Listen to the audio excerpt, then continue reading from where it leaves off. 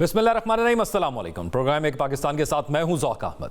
नाज़रीन, मुज़ाकरात की सियासत इस वक्त एक अजीब से तज़ाद का शिकार है। कभी मुकालमे की ख्वाहिश जाहिर की जाती है, कभी एहतजाज की हिदायत जारी की जाती हैं। अगर मुज़ाकरात की पेशकश होती है तो साथ ही धमकी भी दी जाती है। मुज़ाकरात की पेशकश पर आमादगी भी जाहिर की जाती है, लेकिन साथ ही हड़ताल की हिकमत अमली पर भी गौर होता है।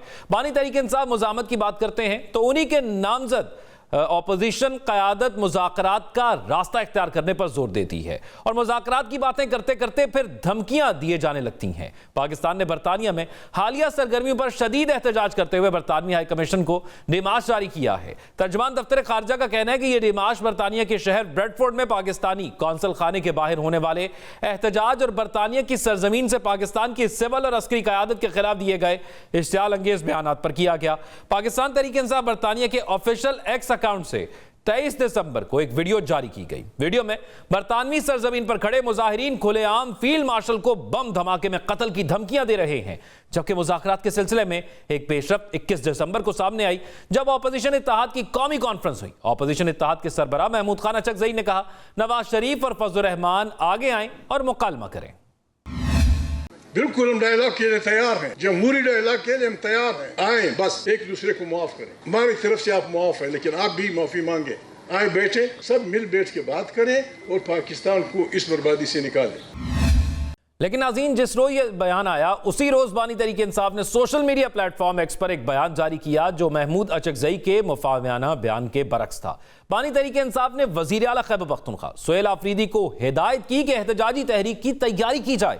तहरीक इंसाफ के सेक्रेटरी इत्तलात शेख वक्कास अकरम ने कहा, एहतजाजी तहरीक की पॉलिसी बराह रास्त बानी की तरफ से आई है तो उसी पर अमल होगा। अचकज़ई मुज़ाकरात समेत अपनी सियासी सरगर्मियां जारी रख सकते हैं, लेकिन पार्टी अपने कायद की हिदायत पर अमल दरामद की पाबंद है। यानी अचकज़ई भले सियासत करते रहे, हम तो एहतजाज ही करेंगे। इसके बाद खबर आई कि ऑपोजिशन की 2 रोज़ा कॉन्फ्रेंस में मुज़ाकरात की बात तो की गई, लेकिन बाज़ाब्ता मुज़ाकराती कमेटी बनाने की तजवीज़ हतमी एलामिया में शामिल न थी। रोज़नामा जंग के मुताबिक ऐसा महमूद अचकज़ई की वजह से हुआ। वही महमूद अचकज़ई जो नवाज शरीफ और फजल रहमान को मुकालमे के लिए कह रहे थे। रोज़नामा जंग के मुताबिक इन्हीं महमूद अचकज़ई ने मुज़ाकराती कमेटी न बनने दी। फिर यह खबर आई कि वज़ीर आज़म शहबाज शरीफ ने तमाम सियासी जमातों को मुज़ाकरात की पेशकश की है। साथ ही इन्होंने यह ऐलान भी किया है कि ब्लैकमेलिंग नहीं चलेगी। सियासी बातचीत की आड़ में अमन व अमान की सूरत हाल खराब करने की कोशिश कामयाब नहीं होने दी। वज़ीर आज़म की पेशकश पर तहरीके तहफ़्फ़ुज़ आइन पाकिस्तान ने भी मुज़ाकरात पर आमादगी जाहिर की, लेकिन साथ ही शराइत भी आयद की। कहा गया, शफ़ाफ़ इंतख़ाबात, मुत्तफ़िक़ा चीफ इलेक्शन कमिश्नर की तैनाती, पार्लियामान की बालादस्ती और कानून की हुक्मरानी के लिए मुज़ाकरात पर तैयार हैं। ऑपोजिशन इत्तेहाद के जिस इजलास में मुज़ाकरात पर आमादगी जाहिर की गई, उसी में 8 फरवरी को पाकिस्तान समेत दुनिया भर में यौम स्या और हड़ताल की हिकमत अमली पर भी मुशावरत की गई। मुआविन ख़ुसूसी इत्तलात खैबर पख्तूनख्वा शफी जान ने कहा, 2 सूरतों में मुज़ाकरात हो सकते हैं, नए इंतखाबात हों या मैंडेट वापस किया जाए।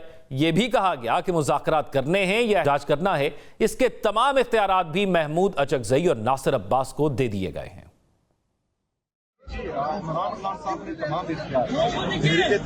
पाकिस्तान के नासिर अब्बास साहब और जो महमूद अचकज़ई साहब हैं उनको दी है, चाहे मुज़ाकरात हो चाहे मुज़ाहमत, तो उनकी तरफ से जो भी हिदायत आएगी उसका हम कदम करेंगे और इंशाअल्लाह ताला उनके साथ। मुज़ाकरात करने हैं या एहतजाज करना है, इस पर इब्हाम बानी तहरीक इंसाफ की बहन अलीमा खान के बयान से भी पैदा हुआ। उन्होंने कहा, तहरीक इंसाफ के जो लीडर मुज़ाकरात की बात करते हैं वो बानी तहरीक इंसाफ के साथ नहीं। जबकि chairman PTI barrister Gauhar Khan ने कहा, अचकज़ई के पास अगर मैंडेट मौजूद है तो जरूर मुज़ाकरात करें। सियासी मफावत के लिए फवाद चौधरी, इमरान इस्माइल और महमूद मौलवी नेशनल डायलॉग कमेटी के प्लेटफॉर्म से कोशिश कर रहे हैं। उन्होंने कोट लखपत जेल में कैद तहरीक इंसाफ के सीनियर रहनुमाओं को पैरोल पर रिहा करने का मुतालबा किया है। कमेटी का मौक़िफ़ है कि इन रहनुमाओं की रिहाई मुजव्वज़ा मुज़ाकराती अमल की क़यादत साख और नतीजा खेज़ी के लिए ज़रूरी है। अब इसी तमाम सूरत हाल पर बात करने के लिए हमारे साथ मुआविन ख़ुसूसी वज़ीर आज़म हुज़ैफ़ा रहमान साहब मौजूद हैं, जबकि उनके साथ साथ अख़वंज़ादा हुसैन जो कि तर्जुमान हैं तहरीके तहफ़्फ़ुज़ आइन जो प्लेटफॉर्म बना है उसके। दोनों का बहुत शुक्रिया। हुज़ैफ़ा साहब, आपसे आगाज़ करूँगा, ये फरमाइएगा कि सारी सिचुएशन के अंदर जब वज़ीर आज़म साहब की जानिब से दावत दी गई कि आए मुज़ाकरात करते हैं, और लेकिन अलीमा खानम की जानिब से कहा गया कि ये आपने डर के किया, तो क्या घबराहट है कि जब पाकिस्तान तहरीक इंसाफ ने एक और एहतजाज की कॉल दी और मुनज़्ज़म होने का कहा कि एक और तहरीक चलाएंगे? देखिए, इसी तरह की गैर संजीदा गुफ्तगू होती है और आप जी जो जितने भी मीडिया के दोस्त हैं हमारे, वो भी अगर थोड़ी सी तहकीक कर लें अगर ये सवाल पूछने से पहले, आपके सामने आ जाएगा कि तहरीक इंसाफ बार बार खुद मुज़ाकरात की बात कर रही थी, और हमने माजी में ज़रूर कोशिश की कि मुज़ाकरात हों, और अब भी हमारी कोशिश होगी कि मुज़ाकरात को हम वेलकम कहें। लेकिन जो फैक्ट्स हैं वो ये हैं कि महमूद अजहरी साहब ने जिस तरीके से जो मीटिंग की थी अपनी, जो अपोजिशन की जमातें हैं और कुछ और दीगर लोग भी थे उसमें, जब केपी के हाउस में हुई, उसके बाद उनका एलामिया आया था, उसमें कहा था कि हम मुज़ाकरात करना चाहते हैं, तो वज़ीर आज़म ने उसको वेलकम कह दिया। मसले कि इतने गैर संजीदा लोग हैं, मुझे समझ नहीं आती कि भाई को वो जेल में पहुंच चुका है, 2039 तक जो है वो उसकी ये सजा है, उसके बाद 17 साल फर्दर सजा है। इस तरह की गुफ्तगू के बाद आप कैसे तवक्को करते हैं कि कोई आपका सियासी मुखालिफ या सियासी नाक़िद जो है वो आपसे बातचीत करेगा? ये तो मेरी तकलीफ होती है कि पता नहीं किस लोगों के हाथ में जो है वो पार्टी थमा दी गई है, या इवन कि पब्लिक ने अपनी पॉपुलैरिटी का जो है वो इन्हिसार कर लिया है। इतने गैर संजीदा लोग होते हैं। मसले कि आप अपोजिशन में हैं, भाई आपका जेल में है, भाभी आपकी जेल में है, जमात आपकी दिन ब दिन खत्म होती जा रही है, आपके कई दर्जन से ज़ायद सफ़ अव्वल के रहनुमा जो हैं वो 30-30 साल कैद काट रहे हैं 9 मई की बगावत केस में, और आप कह रही हैं कि जी हुकूमत हमारी स्टेट पावर से तंग आ गई है। बस ये तो मैं कहता हूँ, अल्लाह जब नाराज़ होता है डांगे नहीं मारता, मर्द मार देता है। इस तरह की गुफ्तगू से यही लगता है कि ठीक है, बानी यानी तहरीक हुकूमत का ये मौक़िफ़ है कि ये तमाम जो माहौल जो पैदा हुआ, ये पाकिस्तान तहरीक इंसाफ की जानिब से जो मुख्तलिफ गुफ्तगू मुख्तलिफ प्लेटफॉर्म्स पर की जा रही थी उसकी वजह से हुआ। अखमद नादा साहब, अब ये मामला है क्या? आपको किसने अप्रोच किया? वज़ीर आज़म साहब ने जो कहा कि आपने रब्ता किया था, मुज़ाकरात की बात कैसे चली और कहाँ पर इस वक्त मौजूद है? मुख्तलिफ आप लोगों ने जो मीटिंग्स की हैं उसके बाद वज़ीर आज़म जब बात करता है तो एक मेरे ख़्याल में एक ज़िम्मेदार पोजीशन पे बैठकर उन्होंने बात करनी चाहिए। तहरीक तहफ़्फ़ुज़ पाकिस्तान का जो मौक़िफ़ है वो रोज़े रोशन की तरह आया है।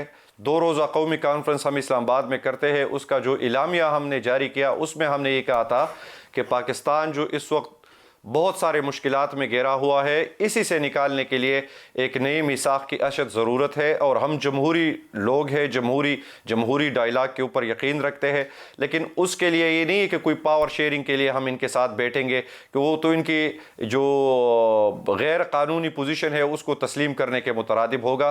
तो हमने इनको वो नुक्ते दिए हैं जो पाकिस्तान में किसी भी ज़ी-शऊर इंसान के लिए वो उससे मानने से इनकार नहीं कर सकता। हमने आइन की बालादस्ती, जमहूर की हाकमियत, अवाम की हाकमियत और हर इदारे को हम अपने आईनी फ्रेम के अंदर रहते हुए अगर इन चीज़ों के ऊपर ये हमसे बात करना चाहते हैं तो उसके लिए हम तैयार हैं। हमने पहले भी कहा था।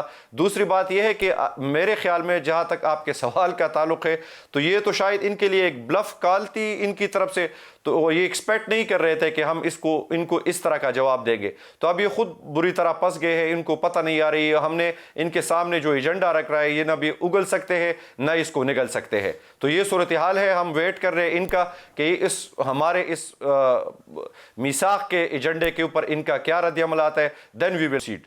ठीक है, यानी आप समझते हैं कि हुकूमत की ये ब्लफ कॉल है। मुज़फ़्फ़र रहमान साहब, हुकूमत अगर मुज़ाकरात करेगी तो हुकूमत के पास ऑफर करने के लिए है क्या पाकिस्तान तहरीक इंसाफ को? एक बात तो पीटीआई को समझ आ चुकी है कि हुकूमत बानी तहरीक इंसाफ पर ना कोई बातचीत कर सकती है, कानूनी तौर पर ना करना चाहती है और ना करेगी, क्योंकि बानी तहरीक इंसाफ को अदालतों ने सजाएं दी हैं। हुकूमत अगर इंटरेस्टेड भी हो बात करने में तो उन सजाओं को मंडू कैसे करेंगे? हम कर ही नहीं सकते। पाकिस्तान का जो कानून है, आइन है, उसमें कोई गुंजाइश ऐसी नहीं है। वो ज़ाहिर है कंसर्न जो कोर्ट है, जो ट्रायल कोर्ट का फैसला है, उसको ज़ाहिर है हाई कोर्ट वो जो उसमें अपील जो होती है वो कंटिन्यूएशन ऑफ ट्रायल होती है, उसी में जाकर ही वो कलअदम करार दी जा सकती है सजा। उसके अलावा तो कोई तरीक़ाकार है नहीं। तो बाकी रही बात, आपने खुद देखा कि महमूद अचकज़ई साहब ने भी कहा, उनकी जो उनसे जो है मंसूब होकर जो बयान सामने आए उसमें उन्होंने जो भी मुतालबात किए उसमें बानी तहरीक इंसाफ की रिहाई कोई मुतालबा नहीं था, और उससे वो खुद पीछे हट चुके हैं। उन्हें अंदाजा हो चुका है कि जिस बंदे को अगर 17 साल अब और 10 साल पहले 27 साल की सजा है, उस बंदे को जो है जनरल मुशर्रफ की तरह एनआरओ तो दिया नहीं जा सकता, क्योंकि जनरल मुशर्रफ ने तो आइन मुअत्तल किया हुआ था जब 3 नवंबर 2007 की इमरजेंसी थी, उस दौरान एनआरओ का नफाज हुआ। वरना जो आइन पाकिस्तान इस वक्त मौजूद है 1973 कॉन्स्टिट्यूशन, उसमें तो कोई एनआरओ की गुंजाइश नहीं है। तो इसलिए जाहिर है ना हम एनआरओ देना चाहते हैं, ना हम दे सकते हैं और ना हमें देना चाहिए। एक ही तरीक़ाकार है, इन्हें अदालतों से रिहाई मिलेगी। बाकी दीगर मामलात जो हैं वो कहते हैं 8 फरवरी 2024 का इलेक्शन की तहकीकात हों, हम कहते हैं 25 जुलाई 2018 की तहकीकात का आगाज कर लें। वो कहते हैं कि जी आप 9 मई की शफाफ इंक्वायरी करवा लें, हम कहते हैं कि बिल्कुल ठीक है, आप बैठें, आपको सारे अनडिनाइबल एविडेंस दिखा देते हैं जो आप चैनल्स के तवज्जुह से हमारे पास आए वीडियोस वगैरह, उसके बाद क्या कोई गुंजाइश रहती है? वो हमें कहते हैं कि जी आप जो है वो केपीके में ऑपरेशन तालिबान मेज पे बैठेंगे, आके उन्हें बता देंगे कि तालिबान से मुज़ाकरात की इंटरनेशनल स्टेक होल्डर्स ने कोशिश की, वो भी कामयाब नहीं हुई। इस तरह की बाकी दीगर चीजें हैं, उन पे सब पे बात हो सकती है, लेकिन बानी तहरीक इंसाफ की जो रिहाई है वो मेज पर जो मुतालबात ठीक है। यानी अखवतज़ादा साहब, एनआरओ तो नहीं मिलेगा, और आपने कहा कि ये ब्लफ था हुकूमत का, जिस पर उनको पता नहीं था कि आप कैसे रिस्पॉन्ड करेंगे, लेकिन आप ये सवाल उठ रहा है कि रिस्पॉन्ड करेंगे कैसे? पाकिस्तान तहरीक इंसाफ क्या एहतजाज की हिकमत अमली बना रही है और वो मुनज़्ज़म करेगी? महमूद खान अचकज़ई साहब पैरेलल मुज़ाकरात की बात करेंगे और उस एहतजाज से आप कोशिश करेंगे कि हुकूमत पर आप प्रेशर बिल्ड कर सके ताकि मुज़ाकरात के हवाले से कुछ आपकी फेवर में आ सके। हिकमत अमली होगी क्या? मैं आपको क्लियर करता चलूं कि एक तो इस हवाले से बिल्कुल कंफ्यूजन नहीं है, बल्कि कंफ्यूजन बनाया जा रहा है। जहाँ तक आपने अलीमा खान साहबा का जो है ना बात की, तो उन्होंने अडियाला जेल के सामने ये गुफ्तगू में वाज़ेह किया था कि पीटीआई में किसी को ये मैंडेट नहीं है, पीटीआई की तरफ से अगर कोई बात करेगा तो इमरान खान का साथी नहीं है, and we understand that position. यही इमरान खान साहब का मौक़िफ़ है पिछले 4-5 महीनों से। अलबत्ता उन्होंने इन सारे प्रोसेस का इख्तियार महमूद खान अचकज़ई और अल्लामा राजा नासिर अब्बास साहब को दिया है, तो हम उसी ही मैंडेट को यूटिलाइज़ करके आगे की तरफ बढ़ रहे हैं। जहाँ तक ब्लफ होने का, वो मेरे ख्याल में इनकी ब्लफ कालती या जो भी थी, लेकिन हमने उसको बड़े संजीदगी से लिया है और बड़ी सीरियसनेस के साथ हम समझते हैं कि हमें ये वतन अजीज है और ये वतन इस वक्त हर तरफ से मुश्किल में घेरा हुआ है। तो हमने इनको भी एक रास्ता दिया है। ये जो दीवार से लग रहे हैं, अवाम में इनकी मकबूलियत माइनस में चली गई है, ये कहीं स्टैंड ही नहीं कर पा रहे। पाकिस्तान का कोई इकोनॉमिक इंडिकेटर ऊपर की तरफ नहीं जा रहा। जो इस वक्त मुल्क में गवर्नर्स की सूरत हाल है, जो अमन व अमान की सूरत हाल है, तो यकीनन ये इस बात का तकाजा करती है कि अगर किसी को भी वतन अजीज है तो वो सर जोड़ के बैठ जाए और इसका कोई रास्ता निकाले।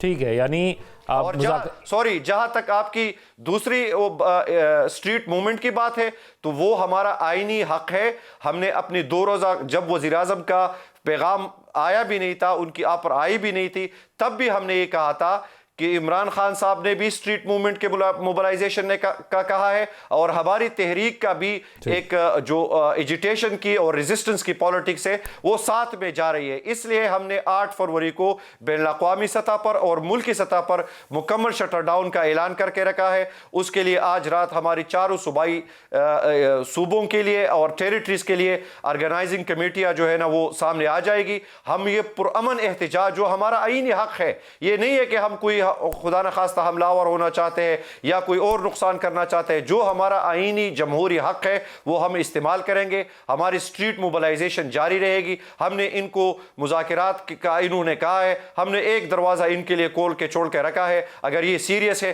तो आए हमसे बात करें। यानी आपने अब जैसे तैयारियां शुरू करनी है, लेकिन हुज़ैफर रहमान साहब, आपने अभी फरमाया कि एनआरओ नहीं मिलेगा पाकिस्तान तहरीक इंसाफ को या इमरान खान को, तो रिहाई आपने कहा मुमकिन नहीं है। क्या मुलाकात मुमकिन है? क्योंकि अगर महमूद खान अचकज़ई साहब मुलाकात करना चाहें या पार्टी मुलाकात करना चाहे और मुज़ाकरात के हवाले से ही चले बात करना चाहें, तो क्या इमरान खान से मुलाकात करवा दी जाएगी? तहरीक इंसाफ से वो मुलाकात शर्त रखते हैं कि तभी मुज़ाकरात आगे बढ़ सकते हैं, तो फिर इसमें इसको इनकार ही समझें। हाँ, अगर वो ये कहते हैं कि बानी तहरीक इंसाफ का कंडक्ट ठीक हो सकता है, जो कि कभी नहीं होगा, ताक़यामत ठीक नहीं होगा। ये बात मैं इसलिए कह रहा हूँ कि कोई मैं पहले से अपनी सोच की अक्कासी या अपना आपको डिसीजन नहीं सुना रहा। जिस तरीके से जो फुटेज का मामला सामने आया, जो ट्विटर के ऊपर पोस्ट हुई, एक्स के ऊपर, और आपने देखा कि वो लंदन में जिस तरीके से उस पर इवन के वहां भी तनकीद की जा रही है, बेसिकली तो बानी तहरीक इंसाफ की सोच की अक्कासी की जा रही है ना। जिस चीज का बानी तहरीक इंसाफ ने आगाज किया, जो चिंगारी को उन्होंने जो हवा दी है, वही चिंगारी जो है, वो आग जो है वो फैल इतना चुकी है कि वो उनके घर तक भी पहुंचेगी और जाहिर है वो उनकी जमात को भी लपेट में लेगी। उन्होंने बेसिकली जिस तरीके से सियासत में जो नफरत के बीज बोए हैं, आज वो दुश्मनी में कन्वर्ट हो चुके हैं। आज़ादी इजहार के नाम पर जिस किस्म की गुफ्तगू जो है एक्स पर वीडियो की सूरत में की गई है, तो ये सारी चीजें इस बात की गमाज़ी करती हैं कि बानी तहरीक इंसाफ जो है वो अपना किबला और अपना जो कंडक्ट है वो ठीक करने को तैयार नहीं है। और अगर उनका कंडक्ट ठीक नहीं होगा तो लामहला जो फैमिली की मुलाकातें हैं वो भी नहीं होंगी, सियासी मुलाकातें तो हमने कराने देनी नहीं है।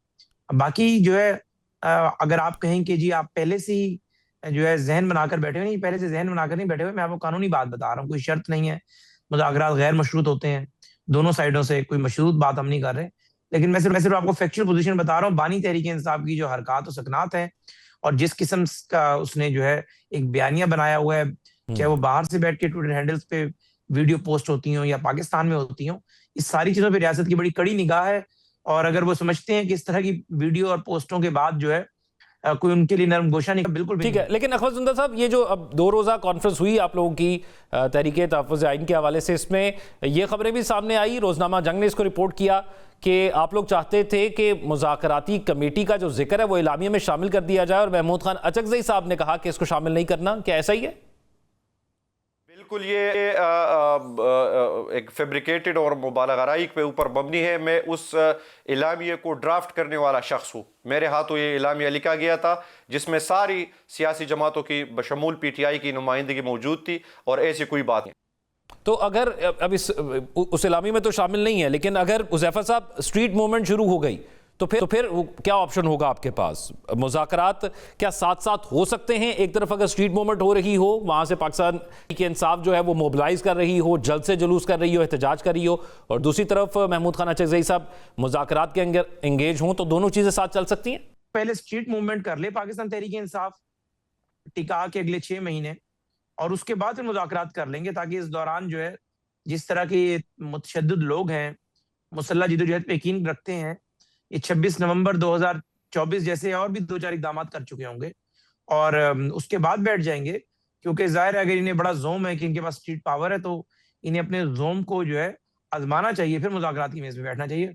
मेरे ख्याल से मुज़ाकरात की इन्हें जितनी भी दावत दी, इन्हें नहीं बैठना चाहिए। ये स्ट्रीट ठीक है, यानी इसमें और इस पर ख़तरा भी नहीं नज़र आता पाकिस्तान तहरीक इंसाफ से हुकूमत को, इस पूरे साल के अंदर जो पाकिस्तान तहरीक इंसाफ ने जिस तरह एहतजाज किया। अख्वाज़ादा साहब, इस दफ़ा का एहतजाज होगा कैसे? ये मुनज़्ज़म होने की कॉल तो दे दी गई, लेकिन पिछले साल नवंबर से लेकर अब तक पाकिस्तान तहरीक इंसाफ की हिकमत अमली हमें थोड़ी मुख्तलिफ नज़र आई, उस तरह वो मुनज़्ज़म भी नहीं कर पाए।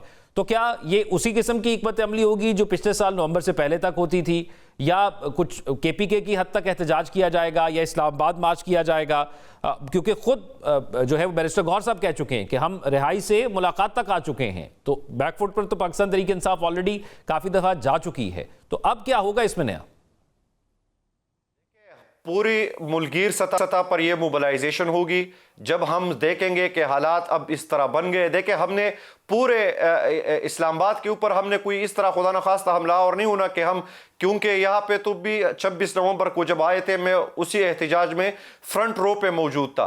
तो जिस तरह इस फस्ताई रियासत ने निहत्ते अपने अवाम के ऊपर सीधा उनके सरों में गोलियां मारी, तो यकीनन अब हम अपने वर्कर को भी प्रोटेक्ट करेंगे। लेकिन इसका यह हरगिज मतलब नहीं है कि हम रेजिस्टेंस के रास्ते से पीछे हटेंगे। रेजिस्टेंस होगी, मज़ाहिमत होगी, तो पाकिस्तान बदलेगा, और वो मुज़ाहिमत पुरअमन मज़ाहिमत होगी, वो आईनी मज़ाहिमत होगी, वो सियासी मज़ाहिमत होगी, जिसको हम आगे ये 8 फरवरी तक हम एक पूरा प्लान कर रहे हैं। अभी हमारे अब देखें कि ये मुज़ाकरात की बात अगर इन्होंने की है, तो मुज़ाकरात में इनकी संजीदगी देखें कि आज खैबर पख्तूनख्वा का वज़ीर आला, जो एक फर्द नहीं है बल्कि 4.5 करोड़ लोगों का एक लेजिटिमेट नुमाइंदा है, chief executive of the province है, उसको चक्री के मकाम पर एक SHO रोक लेता है। जिस तरह उधर रेस्टोरेंट्स को बंद किया गया। अभी मैं नदीम अफजल चंद साहब का बयान, जो हमारा तहरीक इंसाफ का बंदा नहीं है, पीपल्स पार्टी का एक मरकजी रहनुमा है, कि पंजाब में हर तरफ हू का आलम है, सड़कें बंद की गई है। तो ये किस तरह इस हालात के अंदर,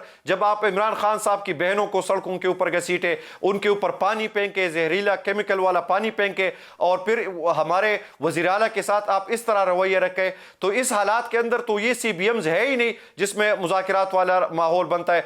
दो हमने अपनी तरफ से सिंसियरिटी के साथ इनके कोर्ट में गेंद फेंकी है। अब हम वेट कर रहे हैं, लेकिन मैं इनको भी मशवरा जरूर दूंगा कि आप हमारी आईनी और जमहूरी हक के ऊपर अगर सलब करने की कोशिश करेंगे, तो उसके आगे हम आपके सामने सरनगू नहीं होंगे। अब हम अपने मज़ाहिमत जारी रखेंगे। वैसे हुज़ैफा साहब, पाकिस्तान तहरीक इंसाफ समझती है कि उसका आईनी और कानूनी हक सलब होता है जब वो एहतजाज करने आते हैं, तो जिस किस्म का विफाक रवैया उनके साथ रखता है।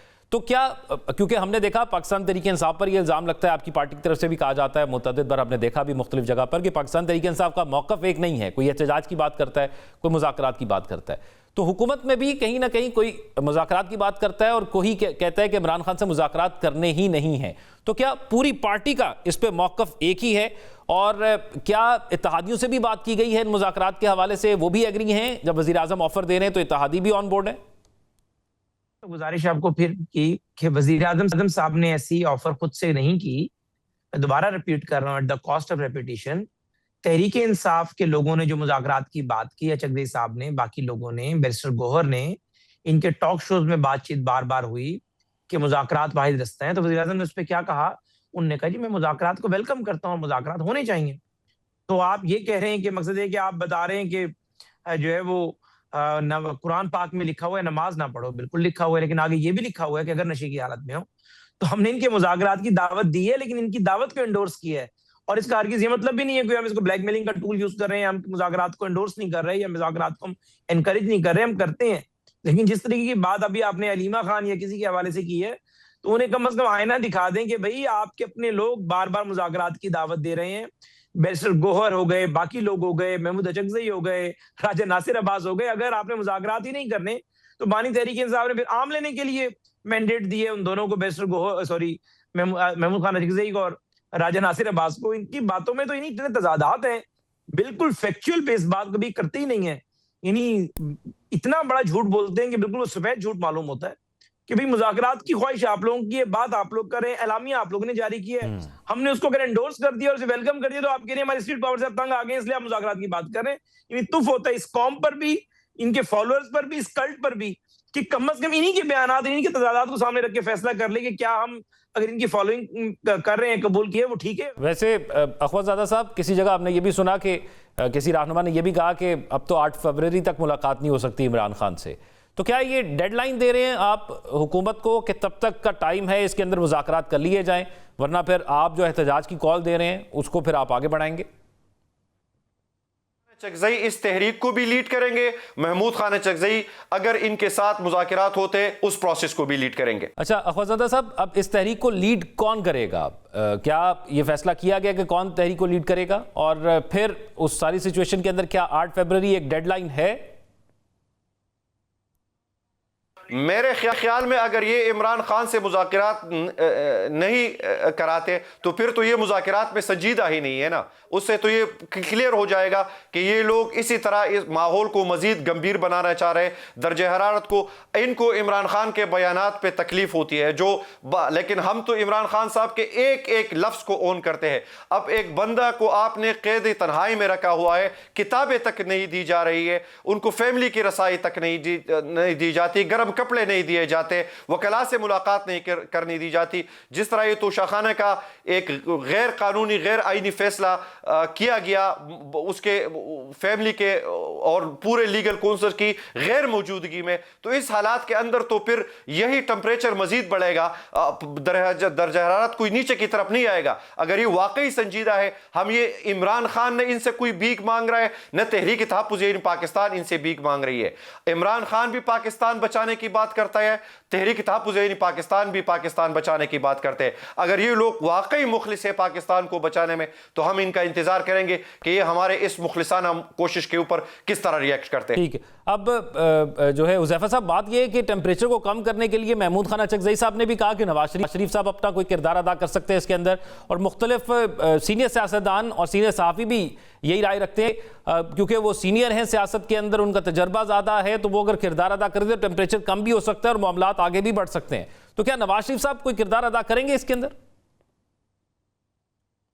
करूं कि आप एक एंकर हैं, मैं एक हुकूमती ओहदेदार हूं, मिनिस्टर कहें या पार्टी का रहनुमा समझें, मैं आपको भी गालियां दे दूं 2-4, आपस की लड़ाई में हमें ना घसीटे ना सर। मुझे अगली दफा प्रोग्राम में बुलाएंगे?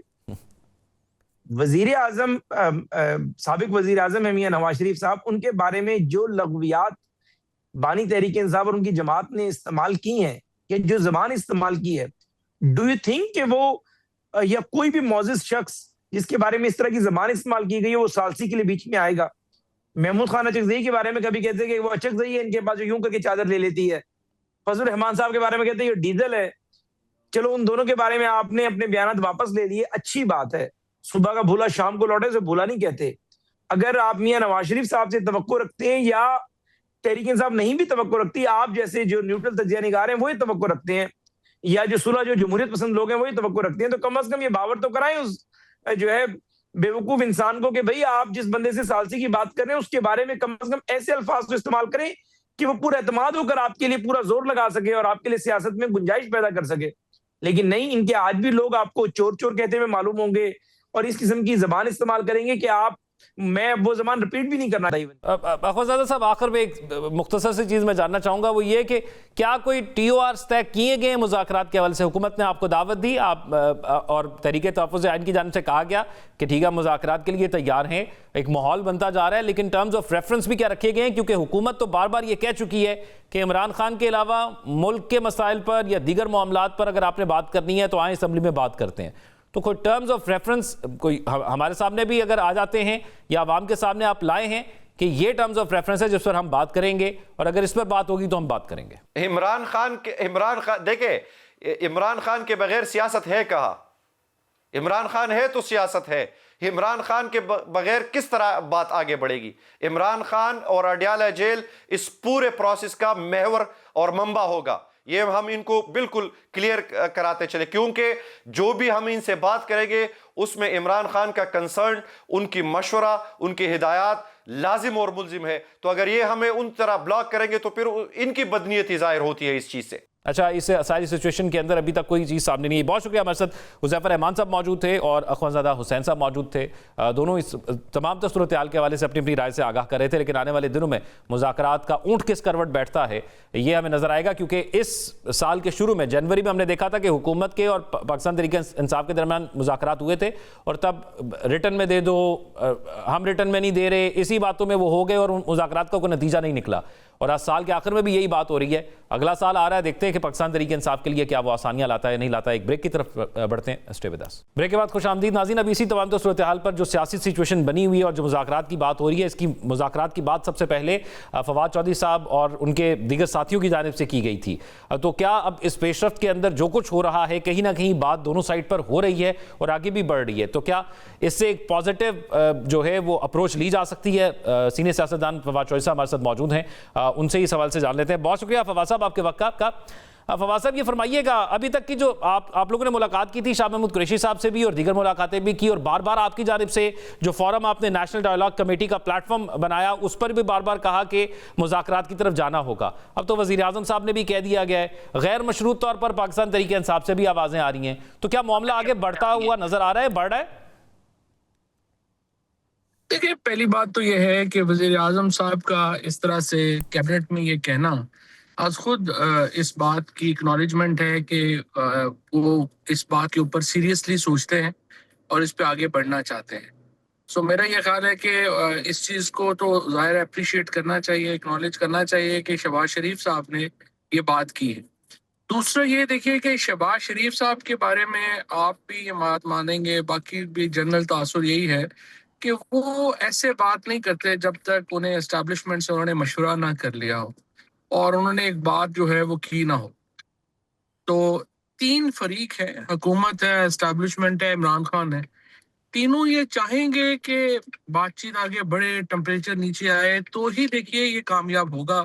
तीनों में से एक फरीक भी इस बात पे आ जाए कि जरूरत नहीं है, तो फिर ज़ाहिर जरूरत नहीं है, फिर काम खत्म हो जाएगा।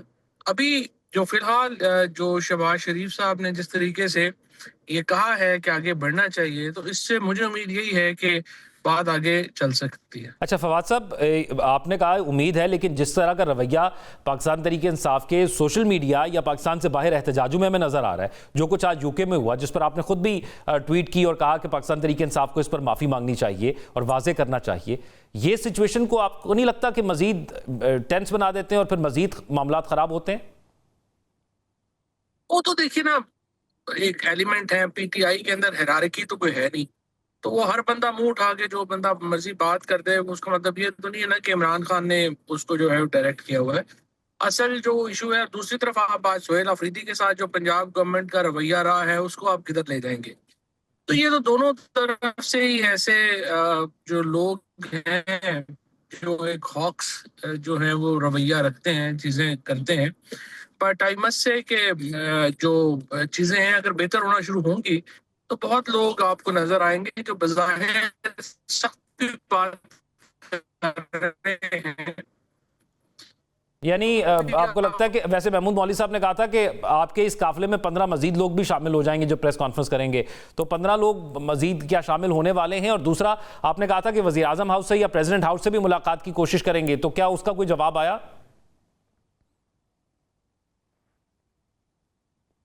प्राइम मिनिस्टर या प्रेसिडेंट समझेंगे, मुनासिब समझेंगे, उस वक्त वो बात कर लेंगे। ये फैसला भी वो खुद ही करेंगे कि ये मुलाकात उन्होंने पब्लिक करनी है या नहीं करनी है। ये तो देखिए, हमारा काम तो ये है कि हम अपना ये फर्ज अदा करें कि पाकिस्तान को हमने अपना टेम्परेचर नॉर्मलाइज करने में अपना रोल अदा करना है, और वो हम कर रहे हैं। अब जिस तरह मैं अर्ज ये कर रहा था कि इसका मोडस ऑपरेंडाई क्या होना चाहिए, तरीकाकार क्या होना चाहिए, उस तरीकाकार को भी हमने सजेस्ट किया है। हम समझते हैं कि जो कोटलखपत के लोग हैं उनको रिहा करें। उनकी रिहाई इसलिए भी जरूरी है कि देखिए, ये जो अपने लोग हैं तहरीके तहफ़्फ़ुज़ आइन वाले या मौजूदा तहरीके इंसाफ वाले, वो इमरान खान को नहीं जानते, इमरान खान उनको नहीं जानते। तो एक आपको लोग चाहिए जो इमरान खान के साथ बात कर सके, उनके साथ अपनी मैसेजिंग वो खुली डुली कर सके, इमरान खान उनके साथ बातचीत कर सके। तो इसलिए जरूरी है कि एक ऐसा माहौल पैदा हो कि जिसमें ऐसे लोग हों जो वो माहौल पैदा कर सकें कि जिससे टेम्परेचर नीचे आए। ठीक है, एक ऐसा माहौल बनता हुआ नजर भी आ रहा है और कभी कभी बिगड़ता हुआ भी नजर आ रहा है। सिचुएशन कैसे जाती है आने वाला वक्त बताएगा। बहुत शुक्रिया फौजी साहब हमारे साथ मौजूद थे और अपनी राय के हवाले से आगाह कर रहे थे। नाज़रीन, प्रोग्राम में आगे बढ़ते हैं और बात करते हैं। नाज़रीन, मुत्तहिदा अरब अमारात के सदर शेख मोहम्मद बिन जायद अल नहयान ने पाकिस्तान का पहला सरकारी दौरा किया है। पाकिस्तान आमद पर उनका शानदार और तारीखी इस्तकबाल किया गया। पाकिस्तानी हदूद में दाखिल होते ही पाक फजाइया के लड़ाका तैयारों ने यूएई के सदर के तैयारे को हस्सार में लिया और फजाई सलामी दी। नूर खान एयरबेस पहुंचने पर वजीर आजम शहबाज शरीफ, फील्ड मार्शल आसिम मुनीर और वफाकी वज़रा ने मुअज़्ज़ज़ मेहमानों का पुरतपाक इस्तकबाल किया। मुत्तहिदा अरब अमारात के सदर को 21 तोपों की सलामी दी गई और गार्ड ऑफ ऑनर भी पेश किया गया। तर्जुमान दफ्तर खारजा के मुताबिक शेख जायद अल नहयान के हमरा वज़रा और सीनियर हुक्काम पर मुश्तमिल आला सतह का वफ़द भी पाकिस्तान आया है। दौरे के दौरान दो तरफा ताल्लुकात, खित्ते और आलमी सतह के बाहमी दिलचस्पी के अमूर पर तबादला ख्याल किया गया। तर्जुमान ने कहा कि यूएई के सदर का दौरा पाकिस्तान दोनों ममालिक के दरमियान तवील उल मुद्दती बरादराना दरीना ताल्लुकात की अक्कासी करता है।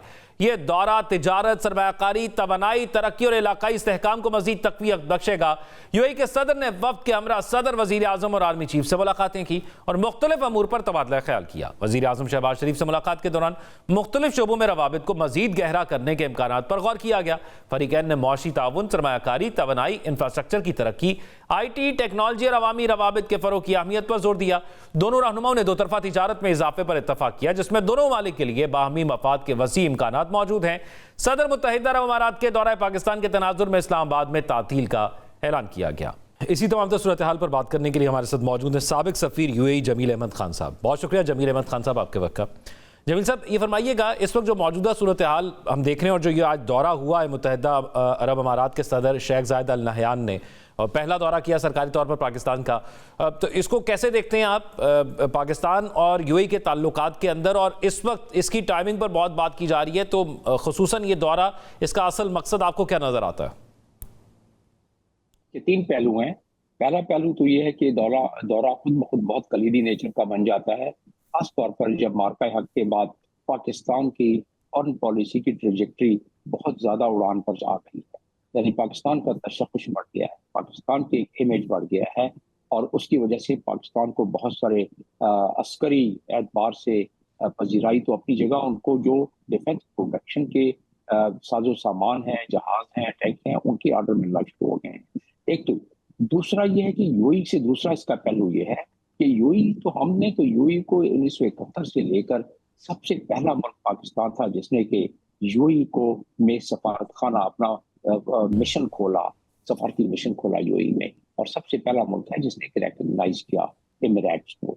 तो उस लिहाज से हमारे बड़े दरीना ताल्लुकात है। यूएई के किसी सेक्टर को उठा लें, या ये और इमारात को तो बहुत बाद में 85 में आई, लेकिन उससे पहले किसी भी आप सेक्टर को उठा लें, बैंकिंग सेक्टर हो, एनर्जी सेक्टर हो, कंस्ट्रक्शन हो, इंफ्रास्ट्रक्चर हो, उसमें कैपेसिटी बिल्डिंग हो, अस्करी तरबियत हो, तमाम के तमाम सेक्टर्स में पाकिस्तानियों ने सिर्फ फहरिस्त रहकर कंट्रीब्यूशन अपनी की है।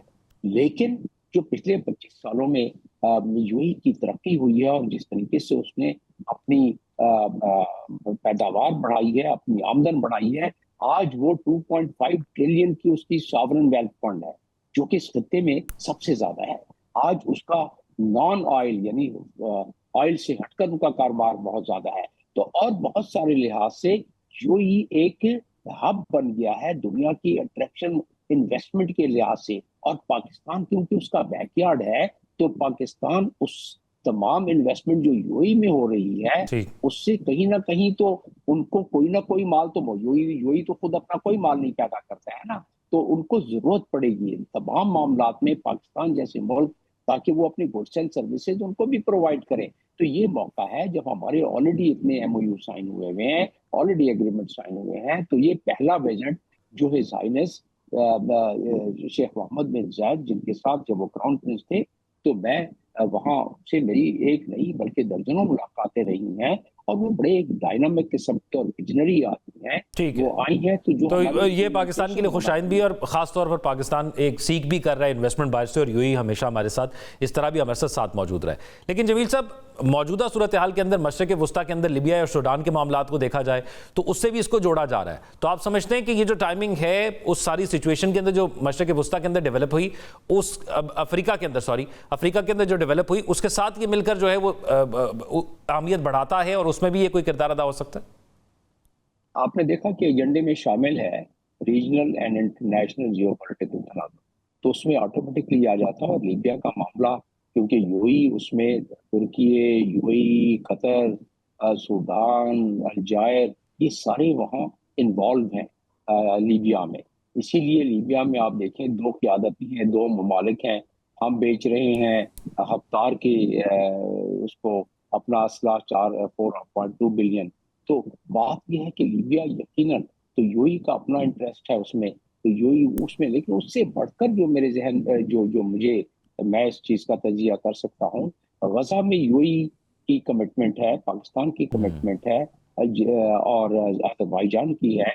इसी तरह इंडोनेशिया और 8 ममालिक जो हैं, उसके अलावा कई ममालिक हैं जिनकी कमिटमेंट है। और गजा के लिए डोनाल्ड ट्रंप बिल्कुल अनाउंस ये कर चुके हैं कि हमने जनवरी तक इसको हमने डिप्लॉयमेंट पूरी कर देनी है अपनी। तो जनवरी तक अगर डिप्लॉयमेंट होनी है तो चंद दिन रह गए हैं अगर इसको, तो उसमें भी इस तनाज़े में बात। लेकिन हमने तो देखना ये है कि हमारी अस्करी क़यादत की और हमारी जो सिविल क़यादत की वजह से, खास तौर पे जो मिलिट्री डिप्लोमेसी की वजह से जो हमारी इस वक्त पजीराई हो रही है, उससे हम अपनी मईशत को कितना फायदा पहुंचा सकते हैं। तो ये दौरा उस लिहाज से भी बहुत कलीदी है, क्योंकि आप देखें कि यूएई जो अपनी कोई चीज तो बनाता नहीं है, बहुत कम चीजें, ज्यादातर वो चीजें लेके रीब्रांड करके आगे अपना एक्सपोर्ट करता है। अब उसमें सर्विसेज सेक्टर में बहुत आगे चला गया है। तो उस लिहाज से हमारे पास वो तमाम जराए हैं, हमारे 18 लाख अफरादी कुव्वत वहाँ मौजूद है, मजीद वहाँ गुंजाइश है, मजीद वहाँ पे गुंजाइश है और पाकिस्तान वो प्रोवाइड भी कर सकता है। लेकिन एक और अफगानिस्तान का इशू भी है। अफगानिस्तान से जो है वो पाकिस्तान में भी तो अटैक होते हैं और ताजिकिस्तान में भी हमने देखा कि उनकी जानिब से उस तरह की हरकतें की जा रही हैं। अब क्या यूएई का जो किरदार हम देखते हैं अफगानिस्तान के हवाले से, ये उस जो रीजनल जो आपने कहा कि सलामिया के अंदर मौजूद भी है, इसके अंदर वो चीज़ें भी डिस्कस हुई होंगी या उस पर भी असर अंदाज हो सकता है? देखिए, पहले तो बात ये जानना चाहिए कि अफगानिस्तान पर यूएई का असर है शुरू से। अफगानिस्तान पर सऊदी अरब, यूएई, तुर्की, कतर, इनका असर रसूख काफी है। तो लिहाजा यस एक और भारी भरकम मुल्क, भारी भरकम आवाज शामिल हो जाएगी अफगानिस्तान के तालिबान को कन्विंस करने में, प्रेशराइज करने में, इन्फ्लुएंस करने में। तो यकीनन पाकिस्तान के लिए, न सिर्फ पाकिस्तान के लिए बल्कि इसके लिए खित्ते के लिए भी, क्योंकि यूएई बहुत बड़ा एलाई है। मैं जब खुद भी वहाँ सफीर था यूएई में, तो वहाँ यही मुझे इंदिया दिया जाता था वहाँ के हुक्मरानों की तरफ से कि भाई आप वेस्ट के साथ, पाकिस्तान और अमेरिका के साथ अपने ताल्लुकात को मुस्तहकम करें, बेहतर करें, खाम खा के उनके साथ आप मखासमत ना लें। तो इन्होंने हमेशा, यूएई ने उस लाइन को टो किया है कि जिसमें उनकी एक बिल्कुल तसलसल बरकरार रहा है। तो अफगानिस्तान में कोई 20 दहशतगर्द ग्रुप जो अमेरिका की इंटेलिजेंस रिपोर्ट के मुताबिक है, जो यूएनओ की मॉनिटरिंग टीम के मुताबिक है, और यूएई उनका एक बहुत बड़ा एलाई है। तो उस लिहाज से यूएई खुद भी इफेक्ट होता है खित्ते में और रीजन में। तो ये तो एक बड़ी कुदरती अमर है कि अफगानिस्तान का मामला, गजा का मामला, लीबिया का मामला, जब एजेंडे पे ये बात भी है जियोपॉलिटिकल, तो यकीनन इस मामले में डिस्कशन होना एक कुदरती हमारा, और जब भी आजकल सरबराहान मिल रहे हैं तो यही टॉपिक्स हैं जो सबसे सरे फहरिस्त हैं, तो यकीनन इसमें गुफ्तगू। और एक अहम मामला जिसमें आपने जिक्र किया कि अपॉर्चुनिटीज़ बहुत हैं, तो जो कुछ वीज़ा से रिलेटेड भी हमारे मसाइल उनके साथ चल रहे थे, वो भी आपको लगता है कि उसमें भी बेहतरी आ जाएगी और वो भी काफ़ी हद तक सेटल डाउन हो जाएंगे? मुख्तलिफ जगह पर मुख्तलिफ स्पेकुलेशंस भी थी और कुछ हमने केसेस देखे भी इसमें हुए। जी, मैं तो क्योंकि अपने तजर्बे की बात कर सकता हूँ कि हमें पहले अपना घर जो है वो सीधा करना पड़ेगा। अगर हम अपने प्रोटेक्टेड डिपार्टमेंट को, जब हम उसको रिफॉर्म नहीं कर सकते हैं और वो उसको स्टैंप लगा के मोहर सब करके दे देता है किसी को कि भाई ठीक है ये वहां जा सकता है, काम कर सकता है, तो या विजिट वीजा उसको दिलवाने में लोग, जो ट्रैवल एजेंट्स बाकी लोग सहूलतकारी करते हैं और वहां जाके वो गदागरी शुरू कर देते हैं, तो उन मुल्कों में बड़ी बदनामी उनकी भी होती है। तो ये हमारे पास और भी ऐसे बहुत सारे, मैं जब वहाँ जेलों को विजिट करता था, जब वहाँ के प्रेजेंस में जाता था एज अ सफीर, क्योंकि अपने प्रिजनर से मिलना, सफीर का एक काउंसलर एक्सेस उसका लेना, वो भी एक उसके फराइज मनसबी में आता है।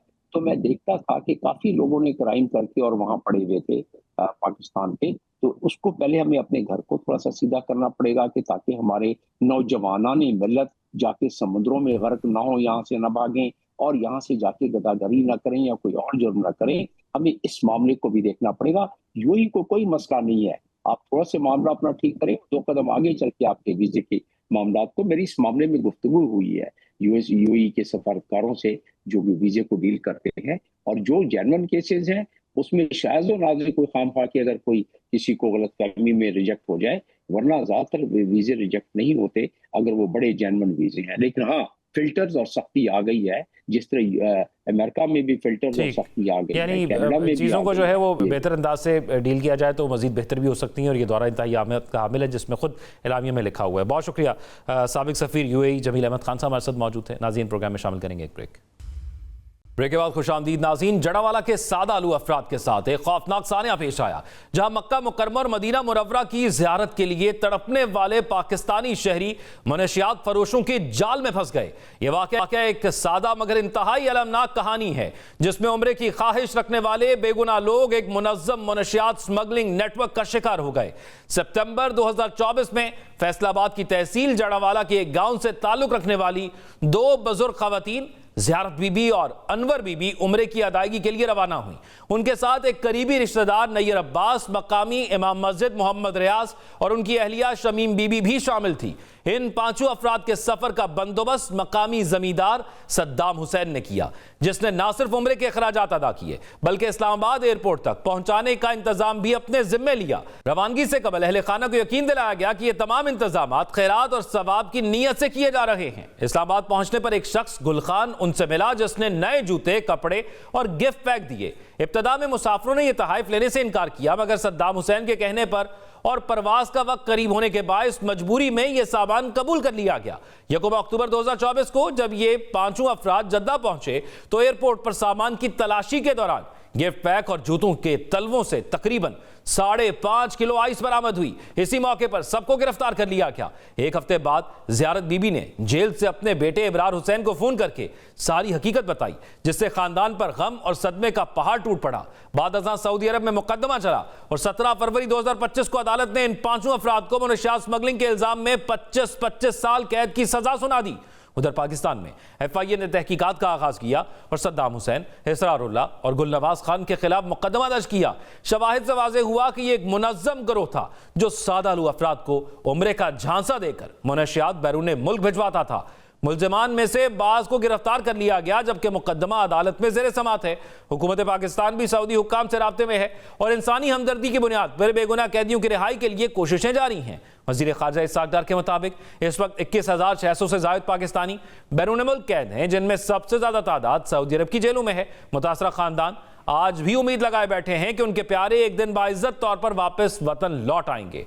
इस वक्त मुतासरा खानदान के अफराद के साथ एक न्यूज़ के नुमाइंदा एजाज दाऊद मौजूद हैं उनसे मजीद तफसीलात जान लेते हैं। जी एजाज, बताइएगा ये तमाम मामला हुआ क्या और इस वक्त करंट सिचुएशन क्या है और कौन कौन इसमें अब तक गिरफ्तार हुआ? जी बिल्कुल, इस वक्त मैं तहसील जड़ांवाला के गांव 368 गाबे के अंदर मौजूद हूं, जहां 30 सितंबर 2024 को एक फ़ैमिली जो थी उनको फ्री उम्रे का झांसा देकर सऊदी अरब रवाना किया गया, जिनके अंदर तकरीबन 5 अफराद जो थे उसके अंदर शामिल थे। जहां वो एयरपोर्ट पर पहुंचे तो वहां पर उनसे 5 किलोग्राम तकरीबन आइस जो मंशियात थी वो बरामद हुई, जिसके वजह से सऊदी हुकूमत ने उनको गिरफ़्तार किया और उसके बाद वहाँ पे वो केस चला और तकरीबन 17 फरवरी 2025 को 5 जो अफराद थे उनको तकरीबन 25 की सऊदी हुकूमत की तरफ से सज़ा सुनाई गई। इस वक्त ज़ियारत बीबी जो थी उसी ग्रुप के अंदर जो शामिल थी, उनके बेटे हमारे साथ मौजूद हैं। उनसे पूछते हैं कि भाई बताइएगा कि क्या वाक़या सारा जो है वो पेश आया। ये सर ना सद्दाम हुसैन शाह नामी बंदा है,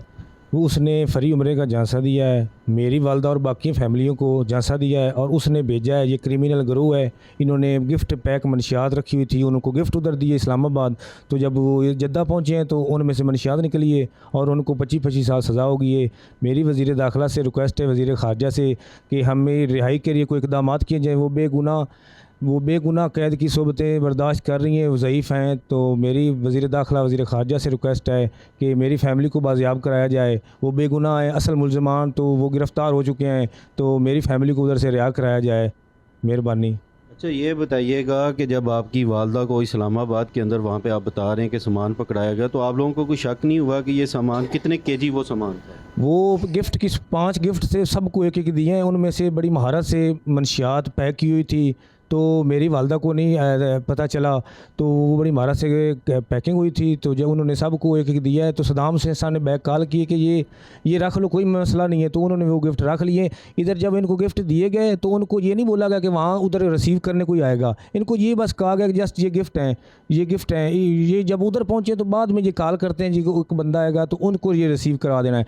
तो वो 2 जो रिसीवर थे वो भी पकड़े गए हैं, उनको भी सज़ा हो चुकी है। तो इधर से पाकिस्तान से ये 2 बंदे ये भी अरेस्ट हो गए हैं, सद्दाम शाह और एक इसरार नामी बंदा है वो भी गिरफ़्तार हो चुका है। तो एक गुल खां है वो इश्तिहारी है, लेकिन हमारे मुल्ज़मान पकड़े जा चुके हैं, हमें रिलीफ़ दिया जाए। वज़ीर ख़ारजा इसहाक़ डार साहब से हमारी रिक्वेस्ट है कि हम बहुत मजबूर हैं, गरीब हैं, हमें हमारी फ़ैमिली को रिहा कराया जाए। हम दूसरा तकरीबन 15 माह हो चुके हैं, हम हर रोज़ मरते हैं, हर रोज़ जीते हैं। तो हमारी रिक्वेस्ट है कि हमारी फ़ैमिली बाज़ियाब कराई जाए। वो असल मुल्ज़मान पाकिस्तान में गिरफ़्तार हो चुके हैं। इब्रार भाई ये बताइएगा कि हुकूमत पाकिस्तान से आपने रब्ता किया है, वहाँ से हुकूमत पाकिस्तान का क्या मौक़िफ़ है, क्या उन्होंने आपको कोई यकीन दहानी करवाई है? जी हमारी बात तो ये वज़ीर ममलकत दाखिला वो हमारे हल्के जड़ांवाला से ही हैं, उनसे रिक्वेस्ट की है, वो कह रहे हैं हम प्रोसीजर कर रहे हैं। तो बाकी वज़ीर ख़ारजा साहब, वज़ीर दाखिला साहब, हमारी उनसे भी रिक्वेस्ट है कि कोई इक़दाम किए जाएँ, अमली इक़दाम किए जाएँ, जिससे हमारी फ़ैमिली वापस पाकिस्तान आ सके। असल मुल्ज़मान तो गिरफ़्तार हो चुके हैं पाकिस्तान में। अच्छा एक तो ये बताइएगा कि आपकी वालदा जो ज़ियारत बीबी उनकी उम्र कितनी थी और अभी क्या उनके साथ आपके रब्ता होता है, फ़ोन पे क्या बात होती है? हमें सर न हर 2-3 दिन बाद बात होती है। हमारा हर 50 रुपये का रियाल का उधर कार्ड होता है 5000 का, हम हर 5वें दिन उधर 5000 रुपया करवाते हैं तो हमारी बात होती है। तो वो कह रही हैं हम इधर बहुत तंग, हमें इधर जेलों में फेंक दिया गया, हमें हथकड़ियाँ, हमें बेड़ियाँ लगाई हुई हैं, हमारे साथ बहुत जुल्म हुआ है। तो हमारी रिहाई के कोई इक़दाम किए जाएँ। तो हम कोशिश कर रहे हैं कि अल्लाह करे कोई रिहाई का असबाब बन जाए और हुकूमत वक्त हमारी कोई मदद करे तो हमारी रिहाई शायद मुमकिन हो सके। और ये बताइएगा कि आपके गांव में से क्या पहले भी मुफ्त का ये उम्रे का झांसा देकर लोगों को उम्रे पे भेजा गया था? क्या वो लोग वापस आए हैं या ये पहली दफ़ा इस तरह हुआ है? नहीं, हमारे गांव से तो पहले कोई नहीं भेजा। जो वे सद्दाम हुसैन शाह नामी शख्स है, ये पहले भी लोगों को भेजता है। ऐसे ये क्रिमिनल गिरोह है, ये अपनी सादा लोग देहाती लोगों से ये ट्रैप करते हैं और उनको ये ऐसे जाल में फंसाते हैं और अपनी मंशियात स्मगल कराते हैं। ये कारोबार अपना इन्होंने पहले भी शुरू किया हुआ है। ये क्रिमिनल गिरोह हैं, ये 2-3 आदमी रले हुए हैं। अच्छा ये बताइएगा वो जो मुबैना तौर पर सद्दाम हुसैन है जिसने ये सारा वाक़या करवाया है, जिसने गिफ्ट दिए थे आपको, उसका क्या मौक़िफ़ है? आपकी उससे बात नहीं हुई, वो क्या कहता है? वो ऐसे ही बस कह रहा है मैं बेकसूर हूँ, लेकिन उनकी हमारे पास रिकॉर्डिंगें हैं जो जिसमें वो वाज़िया कह रहा है कि जनाब जी जो बंदा आएगा मेरे से बात कराए बगैर उनको गिफ्ट ये नहीं देने। वो एक आदमी आएगा मेरे से बात कराएगा तो आपने उनको सामान देना है। उधर 2 नंबरी बात होती है, आपने एहतियात करनी है। हमारे पास उसकी सब रिकॉर्डिंगें मौजूद हैं। तो जिसको मैं आदमी को हूँ उसको सामान ये देना है। उसने हमें ट्रैप किया है, धोखा दिया है। तो इस वाक़या के बाद क्या आपने सद्दाम हुसैन के ऊपर कार्रवाई की है, कोई दरख्वास्त दी, कोई FIR क्या हुआ है अभी तक? जी सद्दाम हुसैन शाह गिरफ़्तार हैं, तो इसरारुल्लाह नामी भी वो भी गिरफ़्तार है। तो तीसरा इनके साथ जो था गुल नवाज़ वो इश्तिहारी है। तो हमारे मुलज़िम गिरफ़्तार हो चुके हैं। हमारी वज़ीर ख़ारजा दाखिला साहब से रिक्वेस्ट है, शहबाज शरीफ साहब से रिक्वेस्ट है कि हमारी फैमिली को पाकिस्तान सफारती इक़दामात किए जाएँ और हमारी फैमिली को पाकिस्तान लाया जाए।